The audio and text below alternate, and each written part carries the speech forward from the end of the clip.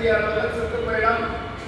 16 முதல் 23 வரை செல்ல அவர்கள் அழைத்து நான் அந்த பகுதிக்கு